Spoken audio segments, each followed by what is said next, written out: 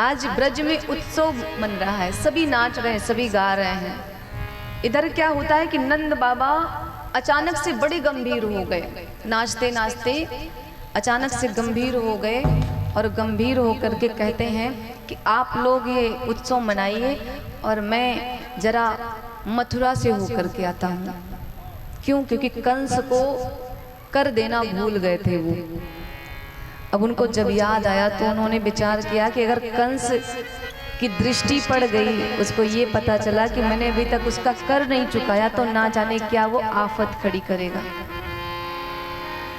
गए नंद बाबा, कंस का कर चुकाया। उसके बाद में जब वापस आने लगे तो वसुदेव जी महाराज से जाकर के भेंट करते हैं।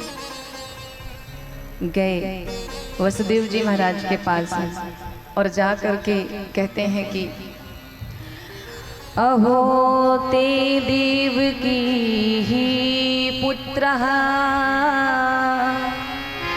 कंसेन बहाओ हतः।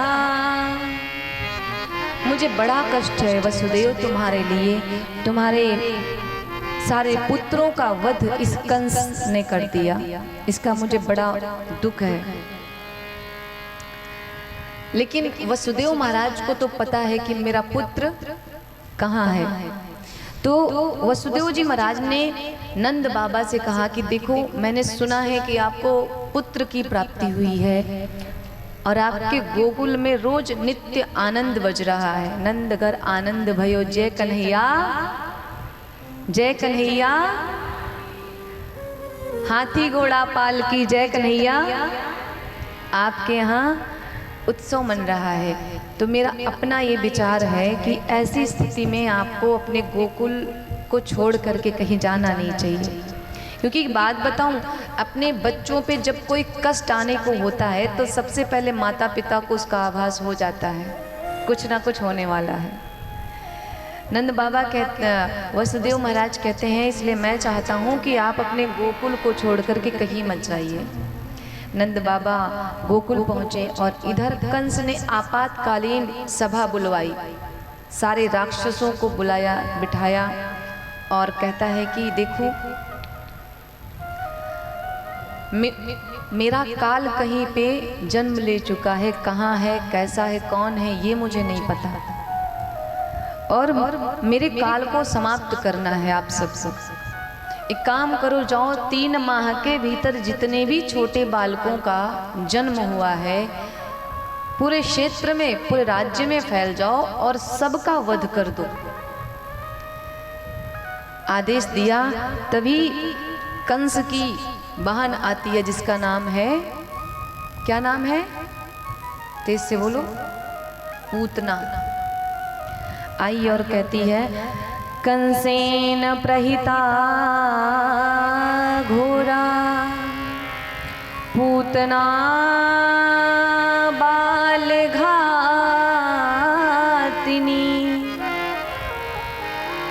पूतना बच्चों को मारने में बड़ी तेज है, उसका नाम ही है पूतना। दौड़ के आई, बोली भैया मैं भी आप ही को सहायता करना चाहती हूँ। बोलो तो करूँ। बोले तू इतनी दिखने में भयानक दिखती है, इतना भयानक तेरा स्वरूप है, तो मेरी क्या सहायता कर सकती है, वैसे काम तो है तेरा। तो पूतना कहती है, अभी आप अपनी बहन के बारे में ज़्यादा जान नहीं पाए हैं, ऐसी क्या विशेषता तेरे में है। पूतना कहती है, भैया मैं समय काल परिस्थिति के अनुसार अपने स्वरूप को बदलने में सक्षम हूँ, मैं जब जो चाहूँ स्वरूप धारण कर सकती हूँ, और मैं भी आपके काल को ढूंढने जा रही हूँ। एक काम करिए, पूरे क्षेत्र में आप अलग अलग जगहों पे अपने और राक्षसों को भेजिए, बाकी गोकुल में मैं जाऊंगी। बोले ठीक है जाओ। अब पूतना ने एक बड़ी दिव्य सुंदर स्त्री का स्वरूप धारण किया। इधर भगवान 7 दिन के थे कन्हैया जब पूतना गई उनको मारने के लिए। दिव्य स्वरूप धारण किया, ऐसा लगता है कि जैसे साक्षात लक्ष्मी ही चली आ रही है स्वर्गलोक से। गोकुल में प्रवेश किया। पूतना ने इतना दिव्य स्वरूप धारण किया कि उसकी सुंदरता को देख करके उससे किसी की ये पूछने की हिम्मत नहीं हुई कि देवी जी आप कहाँ से हैं, कहाँ को जा रही हैं, कौन हैं। कभी कभी सामने वाले की पर्सनालिटी इतनी प्रभावशाली होती है कि हम उसके बहकावे में आ जाते हैं। ब्रजवासी भी भ्रम में पड़ गए। तभी कुछ गोपियां दिखी तो झुंड में आ रही थी नंद बाबा के यहाँ बधाई गा करके। पूतना ने उनको बुलाया और पूछा, कहा भाई कहाँ से आ रही हो? तो कहा कि अरे भाई हमारे जो नंद बाबा हैं उनको लाला हुआ है, बड़ा सुंदर लाला है महाराज। कितने दिन पहले हुआ? बोली अभी 1 हफ्ते पहले पैदा हुआ है, बस वहीं से हम बधाई गा के आ रहे हैं। पूतना ने कहा तो मुझे भी बताओ, मैं भी आशीर्वाद दे दूंगी। मैं बड़े सिद्ध ऋषि की पत्नी हूँ, मैं जिस बालक को आशीर्वाद देती हूँ वो दीर्घ आयु हो जाता है। अब तो सारी गोपियाँ मगन हो गई कि मेरे लाला को आशीर्वाद मिलेगा, सभी लेकर के गई उसको। और जब वो गई तो नंद रानी बैठ करके पालना झुला रही थी लाला को। नंद रानी ने देखा तो स्वागत किया। भाई पूछा कि आप कौन? पूतना कहती है अरे आपने मुझे नहीं पहचाना? नंद रानी ने कहा नहीं पहचाना तो नहीं। पूतना कहती है कि अरे जान पहचान तो होती रहेगी, सबसे पहले ये बताओ कि आपका लल्ला किधर है? मैंने सुना आपको बेटा हुआ है। मैया ने कहा कि ये है मेरा बेटा, पालने में झूल रहा है। तो पूतना ने कहा कि मैं तुम्हारे पुत्र को आशीर्वाद लेने आई हूँ। अच्छा, मैं बड़े सिद्ध ऋषि की पत्नी हूँ, मैं जिसको आशीर्वाद दे देती हूँ उसका मंगल ही मंगल होता है। अब माँ तो अपने बच्चे के लिए भाई आशीर्वाद की ही कामना करती है। माँ ने कहा ठीक है जाइए, मेरा बालक वो पालने पे है। अब भगवान ने देखा कि पूतना मौसी चली आ रही हैं बड़े वेग से, कपट स्वरूप धारण करके। भगवान ने कहा कि अब इनको देखना उचित नहीं है। भगवान ने नेत्र बंद किए। सुखदेव जी से परीक्षित कहते हैं कि प्रभु भगवान भयभीत होकर के नेत्र बंद कर लिए क्या? डर गए कि पूतना मौसी आ रही है, मुझको समाप्त कर देंगे। तो सुखदेव कहते हैं नहीं, भगवान विचार कर रहे थे कि जब मेरा रामा अवतार हुआ था तो मेरी पहली मुठभेड़ किससे हुई? भगवान ने शुरुआत किससे करी? जब भगवान विश्वामित्र जी के साथ जा रहे थे, ताड़का से, है कि नहीं? भगवान ने कहा रामा अवतार हुआ तो ताड़का मैया की कृपा मेरे पे बरसी। अब जब कृष्णा अवतार हुआ तो सबसे पहले शुरुआत होगी पूतना मैया से, इसलिए भगवान ने नेत्र ही बंद कर लिया। कुछ विद्वान कहते हैं कि भगवान विचार करने लगे कि ये जो पूतना है ना, ये 2 भाव लेके मेरे पास आ रही है। एक तो आज पूतना ने अपने स्तनों में कालकूट नाम का भयानक विष लगा करके आई है। कन्हैया हैं, आज कन्हैया आ चुके हैं तो कुछ ना कुछ तो अपना स्वरूप दिखाएंगे किसी न किसी के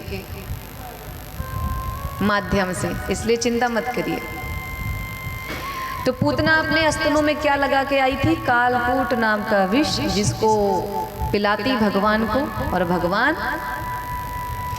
भगवान ने सोचा भाई कि मैं इसे कौन सी गति प्रदान करूं, क्योंकि स्तनपान केवल माता करा सकती है और ये माता का भाव लेके आ रही है। लेकिन अपने स्तनों में इसने विष लगा के रखा है तो ये शत्रु भाव भी लेके आ रही है, इसे मैं कौन सी गति प्रदान करूं? तो भगवान ने ये विचार करने के लिए नेत्र बंद कर लिया। दूसरा, कुछ विद्वान कहते हैं कि भगवान ये नेत्र बंद करके भगवान शिव का स्मरण कर रहे थे कि महाराज जब समुद्र मंथन में हलाहल विष निकला तो आपने ग्रहण किया। आज प्रभु मैं गोकुल में आया हूँ माखन मिश्री खाने के लिए और शुरुआत मेरी विष से हो रही है, तो ये जो विष पीने का कार्य है ये मेरा नहीं है। विष पीने का कार्य किसका है? पशुपतिनाथ महाराज जी का। तो हे महाराज आप ही आइए, मेरे कंठ में विराजित होइए और पूतना मौसी को मुक्त कीजिए। और कुछ संत, कुछ महात्मा कहते हैं कि ये पूतना क्या है, ये अविद्या है। भगवान हम सभी को एक सूत्र दे रहे हैं कि जीवन में ना कभी गलत देखो, ना गलत सुनो और ना गलत करो। जब गलत देखो ना तो अपने नेत्र को बंद कर लो। किसी गलत स्थिति को हमें देखनी ही नहीं चाहिए।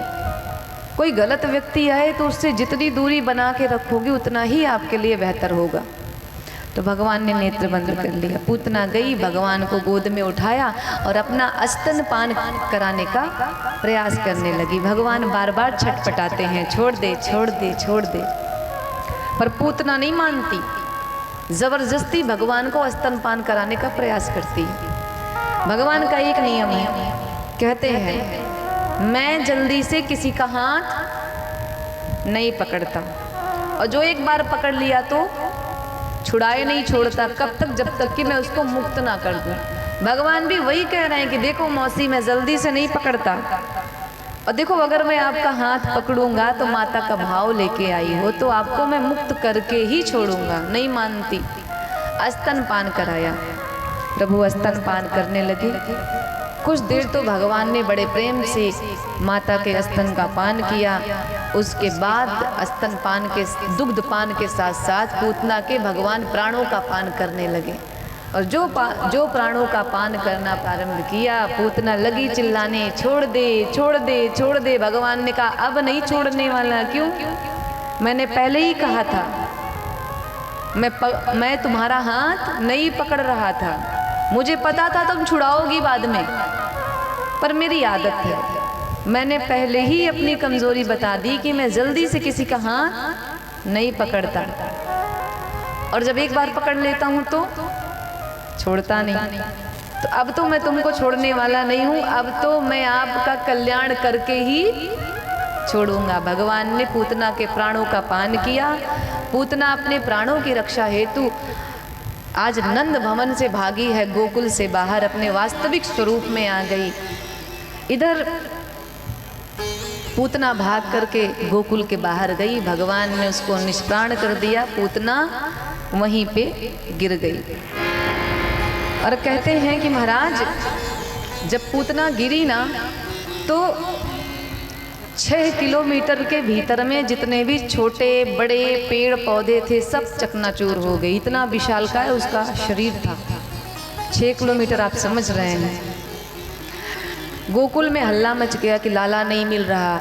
नंद रानी लगी रोने की मेरा कन्हैया किधर गया। जो हाहाकार मचा, जो व्याकुलता बढ़ी, सभी कन्हैया को ढूंढ रहे हैं। तभी किसी की दृष्टि पड़ी, अरे देखो तो सही, बाहर एक बड़ी विशालकाय राक्षसी मरी पड़ी है। सब दौड़ के गए तो हमारे कन्हैया पूतना मैया के पेट पे ताता थैया करते हुए खेल रहे थे। नंद रानी दौड़ के गई, भगवान को अपने गोद में लिया और हृदय से लगा लिया। मेरा लाला मुझे मिल गया। ये राक्षसी के हाथ में कैसे आ गया? मेरा तो सौभाग्य था कि इसके प्राण बच गए। पूतना के एक एक अंग को काट करके चिता बनाई गई। सुखदेव जी कहते हैं परीक्षित, जब पूतना की चिता में आग लगाई गई ना तो उसके शरीर से अगर की सुगंध आ रही थी। उसका मरा हुआ शरीर सुगंधित हो रहा था, जबकि निष्प्राण शरीर से दुर्गंध आती है। क्यों? क्योंकि भगवान ने उसको छू लिया था। और भगवान जिस किसी को छू लेते हैं वो सुगंधित हो जाता है, चाहे जितने भी विकार हमारे शरीर में क्यों ना हो। भगवान ने पूतना का उद्धार किया।